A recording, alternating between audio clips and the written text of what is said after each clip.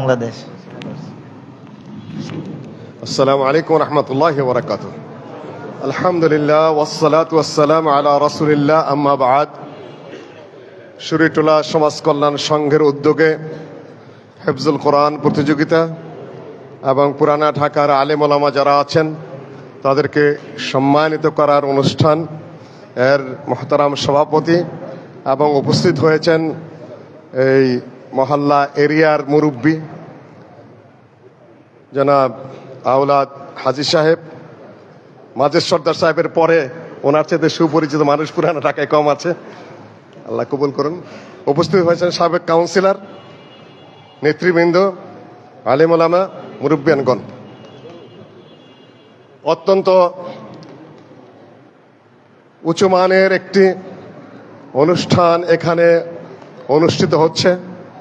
আমাদের ছেলেপেলেরা সারাদিন ব্যাপী তাদের হিফজুল কোরআন যা করেছে, উপস্থাপন করেছে, বিচারকগণ সেখানে নাম্বার বসিয়েছেন। 5 জনের কেরাত আমরা তেলাওয়াত আমরা সরাসরি শুনলাম। আমাদের মুরব্বী যেটা বলেছেন সেটাই সত্য। 2-1 জনের তেলাওয়াত এতটাই উচ্চ, এতটাই মন ছুঁয়ে গেছে যে আন্তর্জাতিক পর্যায়ে তারা লাড়া দেওয়ার মতো। কিন্তু আমাদের ভাগ্যটা অতটা সুপ্রসন্ন নয়। জাতীয় পর্যায়ে আমাদের অবস্থান দুর্বল থাকার কারণে আমরা আমাদের এই রত্নগুলাকে বিদেশে প্রতিযোগিতায় পাঠাতে পারছি না। আশা করি মাননীয় কাউন্সিলর সহ নেতৃবৃন্দ যারা আসছেন সামনে তারা এই ব্যাপারটা অত্যন্ত গুরুত্বের সাথে নেবেন। বংশালের শুধু শরীয়তুল্লাহ, বংশাল, মালিটোলা ইত্যাদি শুধুমাত্র কিছু মহল্লার নাম নয়, বাংলাদেশের প্রাণকেন্দ্র, ব্যবসার প্রাণকেন্দ্র, নেতৃত্বের প্রাণকেন্দ্র। এখান থেকে যে ছেলেরা হাফেজ হয়ে বেরোচ্ছে এদেরকে যেন কোনো সরকার ইগনোর না করে, বাইতুল মোকাররম যেন এদেরকে অ্যাভয়েড না করে, এরা যেন যথাযথ জায়গায় প্রতিযোগিতা করে আন্তর্জাতিক জগতে পৌঁছে যেতে পারে, সেই সুযোগটা যেন আমরা পাই। এই দিকে গভীরভাবে দৃষ্টি দিতে হবে। আমরা এড়িয়ে যাব, মাঠ খালি থাকবে না, তারা নিজেরা মাঠ দখল করে নেবে। আমরা যদি মনে করি অন্যেরা করে দিবে, না, কেউ আপনাকে ছাড় দিবে না, ছাড় একটু দেবে না, হুজুররা আরো বেশি দেয় না। ঢাকা ইউনিভার্সিটিতে এ পর্যন্ত প্রতিষ্ঠার পর থেকে সব ডিপার্টমেন্টেই আহলে হাদিসের চান্স পেয়েছে, শুধু পায় না এই 2টি ডিপার্টমেন্টে, অ্যারাবিক আর স্টাডিসে। এতই সংকীর্ণতা সেখানে যে সেটা বলার মতো নয়। কাজে এগুলা আমাদের ব্রেনে এখন আস্তে আস্তে নিতে হবে। 3 কোটি বাস করি বা 4 কোটি বাস করি, আমি কোনো সংকোচের কথা বলছি না। সংকোচন করে নিয়ে আসতে হবে, আলাদা কমিউনিটি করে সেখানে আমরা সংক্ষিপ্ত হয়ে তা বলছি না। কিন্তু স্বাভাবিক অধিকারগুলো আমাদের কাছ থেকে ছিনিয়ে ছিনিয়ে নেওয়া হয় প্রতি ক্ষেত্রে। সম্মানিত উপস্থিতি, কোরআনে কারীম নাজিল হয়েছে আসমান থেকে, আল্লাহর পক্ষ থেকে। এখানে কোনো বিকৃতি হয় নাই। সারা পৃথিবীর অমুসলিমরা একটা জিনিসকে ভয় করে, সেটা বোমার চেতে ভয় করে, সেটা সামরিক বাহিনীর চেতে ভয় করে, সেটা অর্থনৈতিক শক্তির চেতে ভয় করে। সেই ভীতিটা হলো তাদের কোরআনে কারীম। কেন? ওরা জানে ওদের কাছে যে ধর্মগ্রন্থগুলো আছে কোনোটার নাম আছে, ভিতরে জিনিস নাই, নিজেরা বাইর করে ফেলেছে। ইনজিল কোনোটার শুধু নাম আছে, ভিতরে ঢুকাইতে ঢুকাইতে এতটাই খারাপ করে ফেলেছে, তার মধ্যে আর দিনের কিছু অস্তিত্ব নাই। যেরকম ইহুদিদের তৌরাত, কিছু কিছু গ্রন্থ আছে যেটা আল্লাহর পক্ষ থেকেও আসে নাই, নিজেদের পুরাপুরি বানানো। সেটা হলো যেরকম বেদ, মহাভারত, গীতা ইত্যাদি ইত্যাদি। কাজী আল্লাহ ওয়াহদাহু লা শারীকা লাহু যেটা বলেছেন, ইন্না নাহনু নাযালনা যিকর ওয়া ইন্না লাহু লাহাফিজুন, আমরাই কোরআন অবতীর্ণ করেছি, এটা কিয়ামত পর্যন্ত আমি স্বয়ং হেফাজত করব। এর মধ্যে একটা অক্ষর বাড়াইতে পারবেন না, কমাতে পারবেন না। কোনো আলেমকে সে অধিকার দেওয়া হয় নাই। পাদ্রীদেরকে অধিকার দিয়েছে তারা, ইহুদিদের হাকামদেরকে অধিকার দিয়েছে, হিন্দুরা তাদের পুরোহিতদেরকে অধিকার দিয়েছে ধর্মগ্রন্থ বিকৃত করার, এবং বিকৃত করার পরে তারা সেটাকে আবার ধর্মগ্রন্থ হিসাবে গ্রহণও করেছে। কিন্তু আমাদের সম্ভবপর না। হাদিসের একটা অক্ষর ছুটে গেলে আমরা ধরে ফেলি। কেন? দেশনেত্রী খালেদা জিয়ার জানাজায় সূরা ফাতিহা পড়া হলো না, সারা দেশ কাঁপিয়ে দিয়েছে আমাদের আলেমরা, এবং সেটা গৃহীত হয়েছে, সর্বত্র আলোচিত হয়েছে। আমি বলবো না ওটা পড়া না পড়া কি, আমি জিয়া রহমানের জানাজা অংশগ্রহণ করেছি একেবারে সামনের কাতারে, তখন পুলিশ টুলিশ কিচ্ছু ছিল না, থাকতোই না। সেখানে ইমাম সাহেব সূরা ফাতিহা পড়েছেন কি না পড়েছেন আমরা জানি না, কিন্তু ইমাম সাহেব এই ফালতু কাজটা করেন নাই যে আমরা এই করব সেই করব, এইটা পড়বো না ওইটা পড়বো না। এত বড় দুঃসাহস আপনার কোথা থেকে হলো? আপনি পড়েন, সূরা ফাতিহা পড়বেন না পড়েন না আপনার ইচ্ছা। সম্মানিত উপস্থিতি, বেগম খালেদা জিয়ার জানাজা উপস্থিত হলাম, তাতে দেখলাম যে উনি ওনার নিজের ভাবটা ফুটিয়ে তোলার চেষ্টা করছেন। সেটা গ্রহণযোগ্য হয়নি। আপনি পড়লে পড়েন, না পড়লে না পড়েন, কিন্তু খোঁচাখুচি কোন জায়গায় করেছেন ওটা বিশেষ করে আহলে হাদিস আমরা ধরতে পারি। সম্মানিত উপস্থিতি, কোরআনে কারীম রয়েছে, থাকবে কিয়ামত পর্যন্ত। কোরআনে কারীমের মতো কিছু বানাইতে সক্ষম হবে না। মুসাইলামা কাযযাব বানাইতে চেষ্টা করেছিল, ফিল সূরা ফিলের অনুকূলে আল ফিল মাল ফিল বানানো শুরু করলো, ব্যাঙের উপর বানানো শুরু করে দিল, তারপরে আপনার খরগোশের উপর বানানো শুরু করে দিল আল ওবার মাল ওবার। ওদের লোকেরাই বলতে ফাজলামি করার জায়গা পাও না, তুমি নবুয়তের দাবি করো। আল্লাহর কালাম আর তোমার কালাম এক কালাম হবে নাকি? আল্লাহর কালাম আর মানুষের কবিতা এক হবে নাকি? আল্লাহর ভাষা আর মানুষের ভাষা এক নাকি? কখনো নয়। রবীন্দ্রনাথ বহু কবিতা লিখেছে, কিন্তু ধর্মগুরু হতে পারে নাই, কেন? ওটা আল্লাহর কালাম না। কবি তো কবি, নবীরা কবি হন না।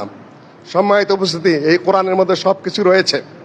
কোরআনের মধ্যে আকীদার বিষয়, কোরআনের মধ্যে বিশ্বাসের বিষয়গুলা, কোরআনের মধ্যে ইবাদতের বিষয়গুলা, কোরআনের মধ্যে রয়েছে আপনার বিচার কিভাবে হবে, শাসন কিভাবে হবে, ব্যক্তি কিভাবে চলবে, সমাজ কিভাবে চলবে, পরিবার কিভাবে চলবে। একটা মানুষকে পূর্ণাঙ্গ সুন্দর মানুষ হতে গেলে কোরআনে কারীমের আদর্শ অনুকরণ করা ছাড়া কোনো পথ নেই।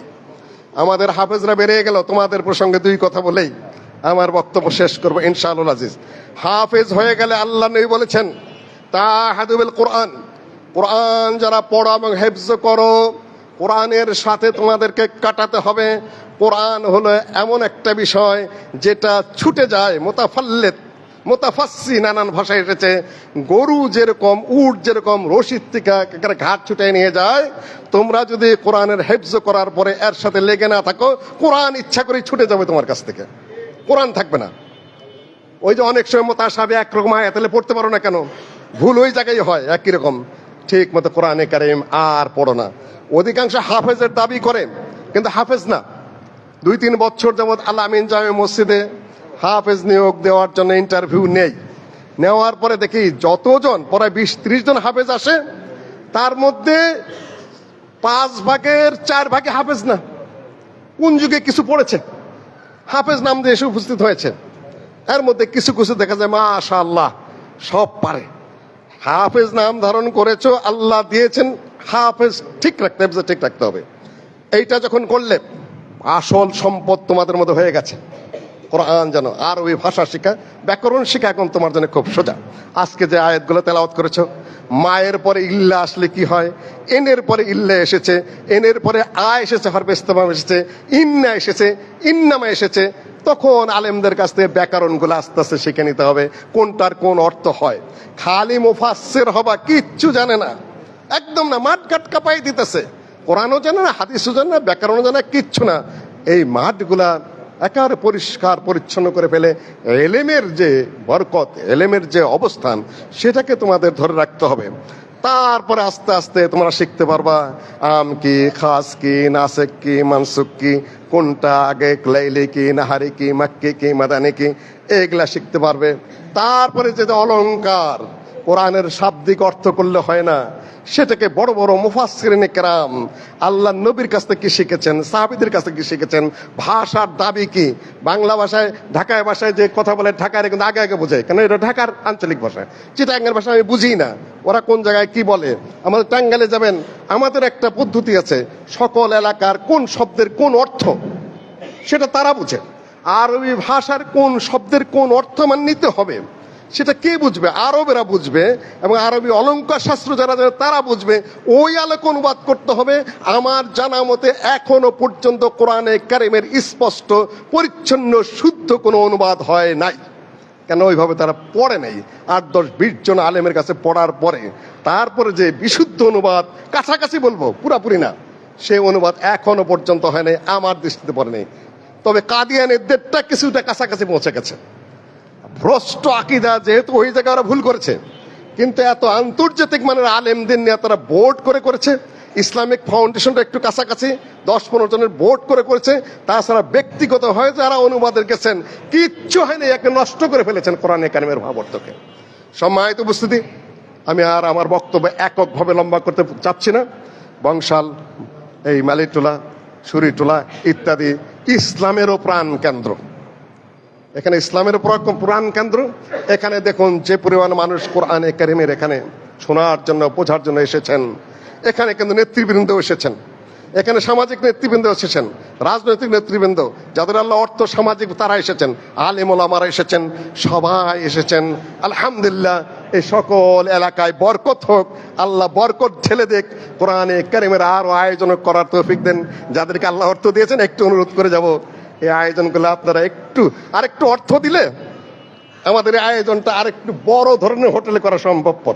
মসজিদে এই প্রতিযোগিতাগুলো হলো, পুরস্কার বিতরণ অনুষ্ঠানগুলো যাতে আমরা বৃহত্তর হোটেলে করতে পারি, সাংবাদিকরা থাকবে, আন্তর্জাতিক জগতে ছড়ে যাবে এবং আমাদের সেটা মূল্যায়ন হবে ইনশাআল্লাহ। এতটুকু বলে আমি আর বক্তব্য শেষ করছি। সবাইকে ধন্যবাদ জানিয়ে বেশি সময় দেওয়ার জন্য। আসসালামু আলাইকুম রহমতুল্লাহি ওয়া বারাকাতুহু।